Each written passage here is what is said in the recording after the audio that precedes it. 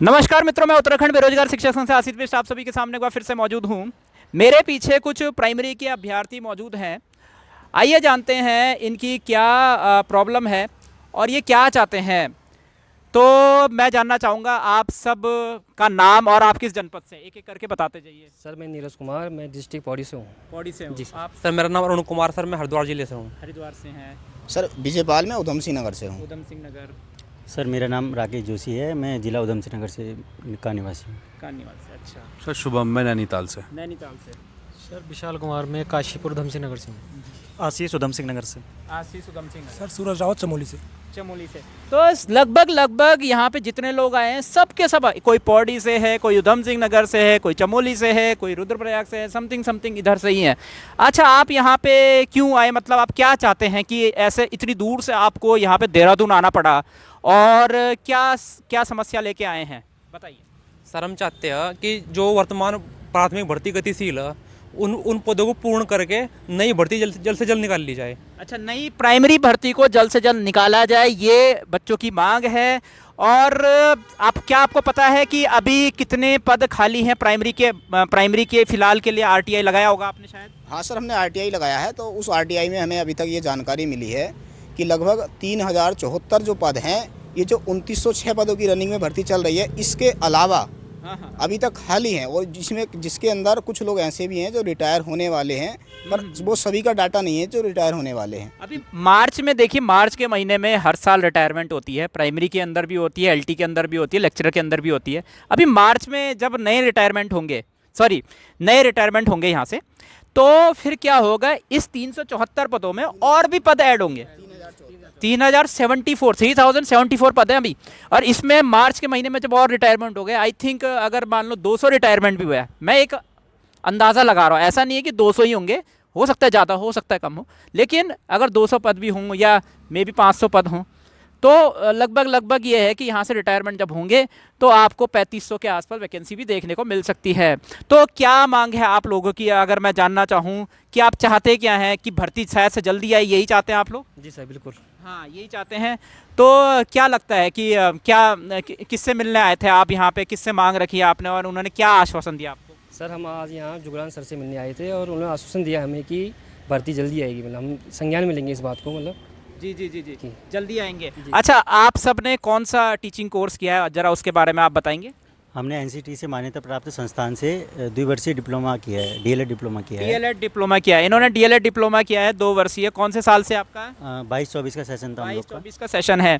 तो देखिए, पता है क्या, अभी काफ़ी स्मार्ट लोग हैं, आप कह सकते हैं कि आरटीआई के थ्रू पहले ही पता लगा लिया, अरे 3000 पद खाली हैं तो तुरंत विज्ञप्ति भी आ सकती है। तो आपको ये कह सकते हैं कि देखो, प्राइमरी की भर्ती ना, मेरी अगर मैं अपनी बात बोलूँ तो प्राइमरी की भर्ती हर साल आनी चाहिए थी। कई बच्चे जो होते हैं 4 साल में भर्ती आ रही है, 3 साल में भर्ती आ रही है, तो ओवर एज हो जाते हैं, और एज भी सरकार नहीं बढ़ा रही है। आप सोचो, 4 साल में अगर कोई 31 साल का है, 35 साल में वो हो रहा है, तो उनके लिए भी भर्ती आनी जरूरी है, केवल ऐसा नहीं है कि नए वालों के लिए। तो भाई हर साल भर्ती आनी जरूरी है।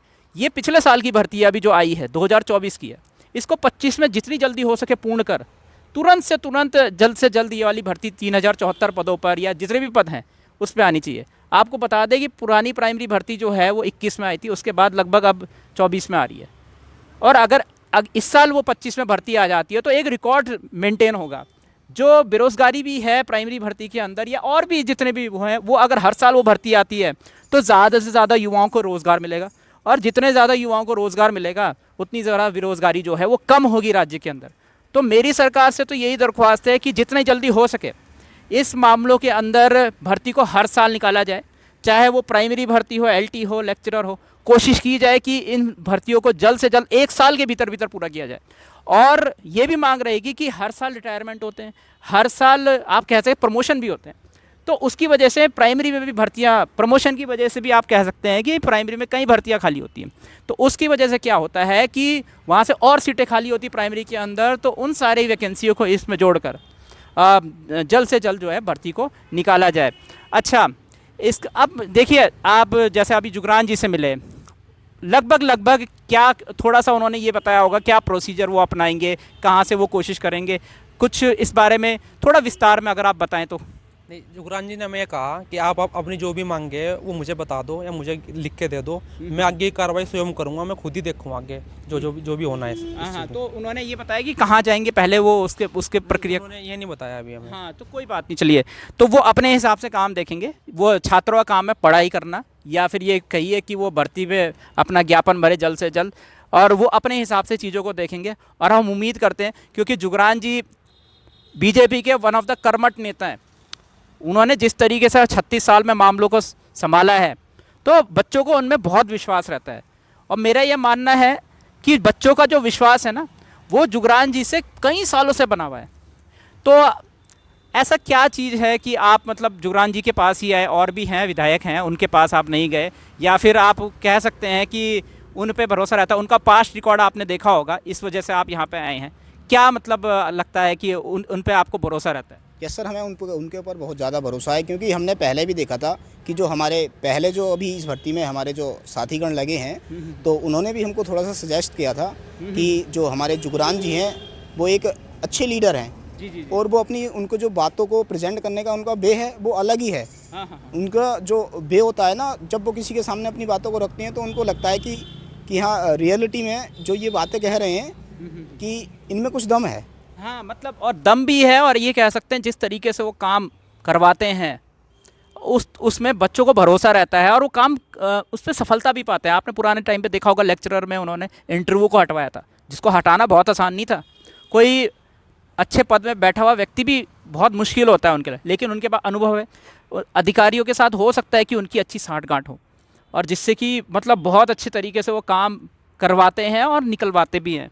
तो 2 शब्द जुगरान जी के बारे में मैं चाहूँगा कि आप बोलें कि उनका पास्ट रिकॉर्ड क्या कहता है, उस हिसाब से आपको भरोसा है उसमें?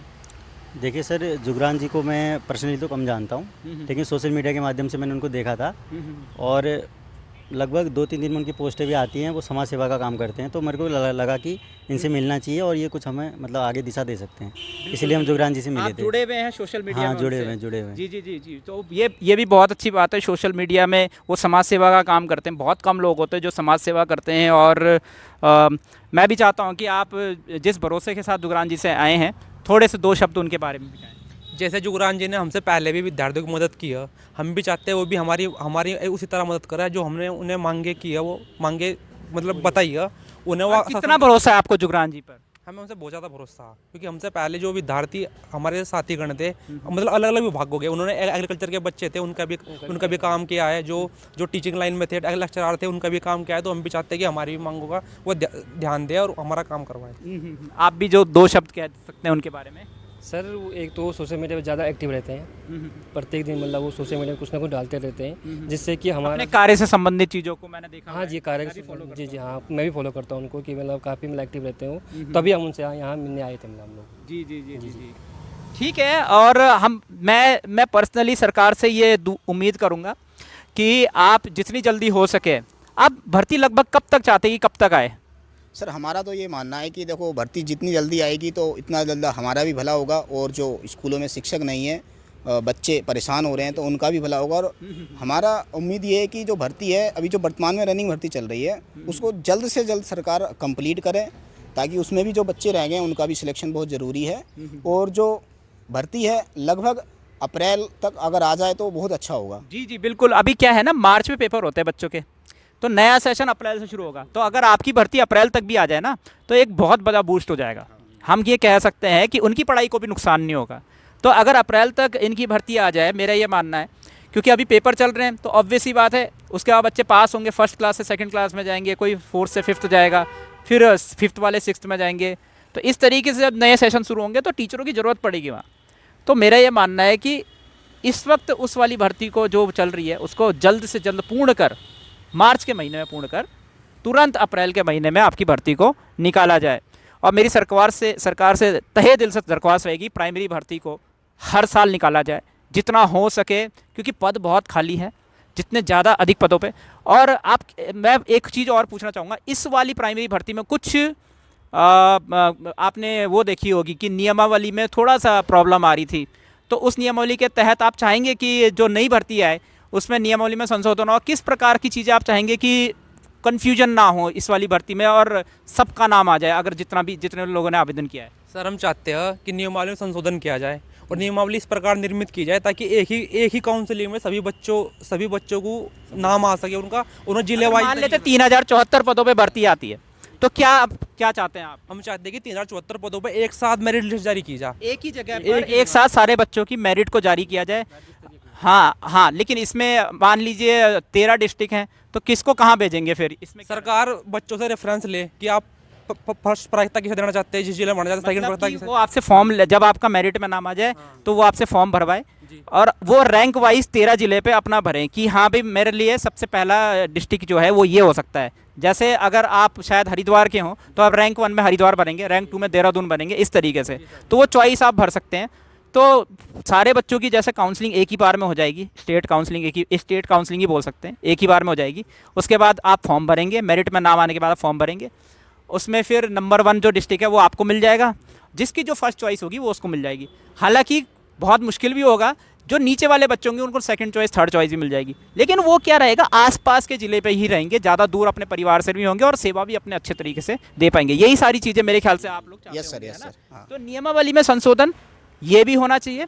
बोल रहे हैं कि एक ही काउंसलिंग हो, उसमें सारे बच्चों के नाम आए, फिर उन बच्चों से फॉर्म भरवाए जाएँ, रैंक पूछा जाए डिस्ट्रिक्ट का रैंक पूछा जाए और रैंक पूछने के बाद जो मेरिट में फिर उनकी डिस्ट्रिक्ट वाइज मेरिट क्या बोलते हैं, जब एक बार पूरी काउंसलिंग में उनका नाम आ जाए उसके बाद जिसको जिस जनपद पे भेजना है मंडल वाइज काउंसलिंग करके या जो भी डिस्ट्रिक्ट वाइज काउंसलिंग करके उनको वो भर्ती दे दी जाए। इसमें क्या होता है ना कि भर्ती जल्दी भी पूरी होगी। First counselling, second counselling, third counselling, fourth counselling, fifth, six, ये इसकी जरूरत ही नहीं पड़ेगी।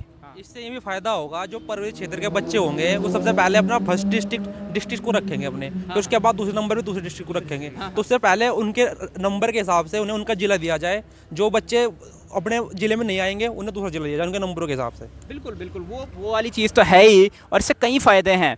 एक तो भर्ती जल्दी पूरी होगी, चॉइस की डिस्ट्रिक्ट मिल जाएगी, फिर भर्ती जल्दी पूरी होगी तो बच्चों की पढ़ाई को भी नुकसान नहीं होगा, कई फ़ायदे हैं। तो जैसा कि बच्चों ने बताया कि नियमावली में संशोधन होना चाहिए। हाँ, एक दिक्कत इस वाली मेरिट पे ये भी आ रही थी कि फर्स्ट काउंसलिंग वाले का नाम फोर्थ काउंसलिंग में आ रहा है, ये चीज़ भी नहीं होनी चाहिए। आई थिंक ये हाँ हाँ, डेफिनेटली सर, हम यही चाहते हैं। जिस बच्चे ने एक बार ज्वाइनिंग ले ली उसके बाद उसका नाम जो है वो दोबारा किसी काउंसलिंग में ना आए। हाँ, जब बच्चे से अपना स्टेट की प्रेफरेंस मांगी जाएगी, डिस्ट्रिक्ट प्रेफरेंस मांगी जाएगी कि आप किस जिले के सबसे ऊपर रखना चाहते हो, तो उससे होगा भी ये कि एक तो पोस्ट हमारी जल्दी भर जाएंगी, दूसरा एक बार में जितने हमारे स्कूल हैं जो शिक्षक विहीन है वहाँ पर सारे एक बार में टीचर लग जाएंगे।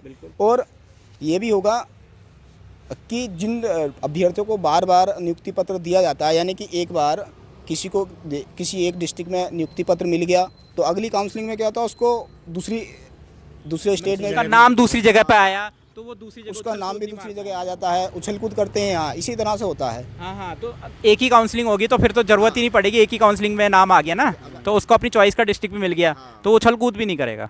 हाँ, तो ठीक है, ये सारी चीज़ें जो बच्चों ने बताई हैं, अप्रैल तक चाह रहे हैं कि भर्ती आए। फिर उन्होंने बताया कि नियम इस तरीके से हो, सबके मेरिट में एक साथ नाम आए, एक ही काउंसलिंग हो, सबका मेरिट में नाम एक साथ आए, फिर डिस्ट्रिक्ट वाइज चॉइस दी जाए।